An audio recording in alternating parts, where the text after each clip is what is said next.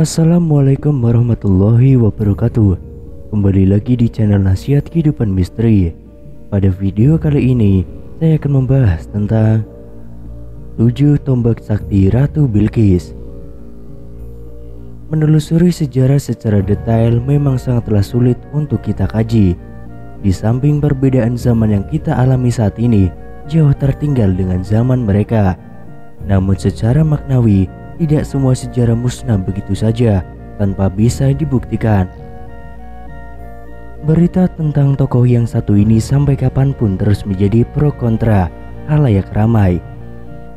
Suatu mitos dan kenyataan sejarah akan terus mewarnai pemahaman orang-orang yang belum paham sejatinya siapa Ibu Ratu Pantai Selatan sesungguhnya. Mereka saling membenarkan pendapatnya masing-masing dengan mengatasnamakan keluarga atau silsilah garis keturunan. Alhasil dalam pemahaman sesungguhnya mereka masih dalam taraf katanya. Inilah kisah selengkapnya yang disarikan dalam kitab kuno yang berjudul Terbukanya Pulau Jawa, karangan Habib Syekh Muhammad Idrus, ditulis pada tahun 1845 dan dinukil dari Nabiullah Khidir alaihissalam. Kisah perempuan yang semasa hidupnya ngahyang atau raib bermula dari istri Nabi Allah Sulaiman alaihissalam bernama Ratu Bilqis. Setelah suaminya wafat, kehadiran Allah Subhanahu wa Ta'ala, beliau ngahyang karena cintanya yang begitu besar terhadap suaminya. Namun Allah berkehendak lain.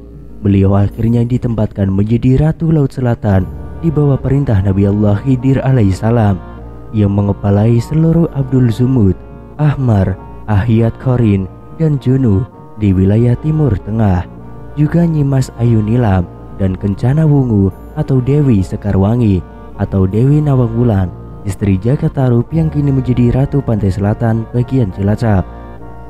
Siti Aisyah atau Dewi Pembanyun atau Nyimas Rara Ayu Kokesi, keturunan Demak yang ibunya dinikahi oleh Prabu Siliwangi.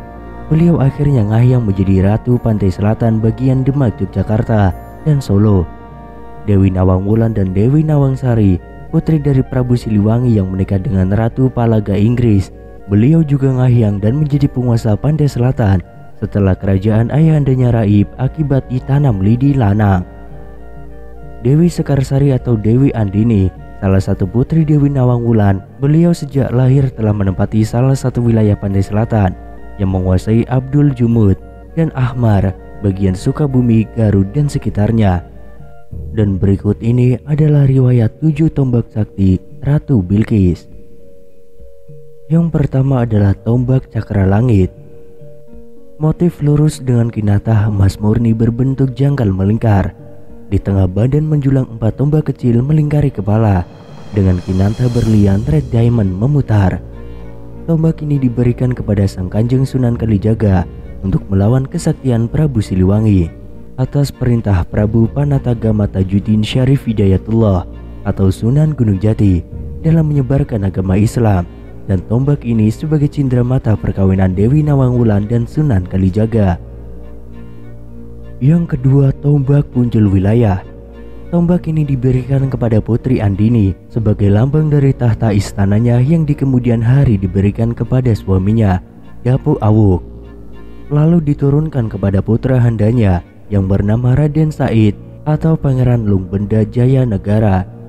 Dari Raden Said akhirnya berpindah tangan karena dicuri oleh segerombolan arilan hitam yang mengatasnamakan perguruan Kijang Kencana yang dikepalai oleh murid sakti Pangeran Ambusana, Weleri, Jawa Tengah. Baru setelah 20 tahun di tangannya, tombak punjul akhirnya dimiliki oleh seorang petapa sakti, Buyut Ajigung Ajiguna, setelah adu kesaktian. Kini tombak punjul masih dijaga oleh muridnya yang bernama Ki Panjalupati, Jawa Tengah. Bentuk tombak punjul wilayah, motif lurus, korat air hujan warna hitam kebiruan dengan 5 ujung mata tombak mengarah ke depan. Tombak ini sudah dirombak dari bentuk aslinya oleh Mbah Hafiz. Kemudian yang ketiga, tombak Panatagama, pemberian dari Sultanul Jin Maimun Indramayu. Motif 3 cabang tombak ke depan, urat besi aji meteor legam, hitam bersisik tanpa pamor, dihiasi 7 batu merah delima, 3 zamrud Kolombia, dan 4 sapir Sri Lanka serta 11 batu bidur air. Yang keempat adalah tombak cemeti Rasul. Tombak ini bermula dari pemberian Rasulullah berupa cemeti panjang atau besi panjang yang diberi kepada Nabi Allah Khidir alaihissalam sewaktu di Baiat Maqamul Azam. Tombak cemeti Rasul akhirnya dirubah bentuk menjadi sebatang keris Buddha Madya kuno dengan urat alami jagat raya yang selalu menitikkan air di sela uratnya. Yang kelima, tombak Karara Reksa. Motif bergerigi dengan cabang berantai lebih dari 10, warna putih gading dengan bentuk tumpul, memancarkan cahaya putih kehitaman. Tombak ini hasil riyadah Dewi Nawangwulan sendiri sewaktu masih menjadi murid Ki Ageng Surya Pangeran Kuncung Anggabuana. Bahan yang dimiliki tombak ini berasal dari kembang pinang yang sudah membatu. Kisah tombak Karara Reksa selalu muncul sewaktu-waktu di saat menjelang pemilihan presiden, dan kini tombak tersebut masih terpelihara di dalam istana gaib Laut Selatan. Yang keenam, tombak Karara Mulia. Tombak ini tidak diketahui pembuatnya, hanya saja setelah dipegang Dewi Nawangwulan, tombak ini dihadiahkan atas pernikahan putrinya yang bernama Nyimas Anting Retno Wulan untuk suaminya Pangeran Jaladara, putra Kiai Ageng Bintaro Kejuden. Dari Pangeran Jaladara diturunkan kepada putranya Pangeran Setobula Kamba dan kemudian diwariskan pada gurunya Ki Alam Jagat Bumi, Banten.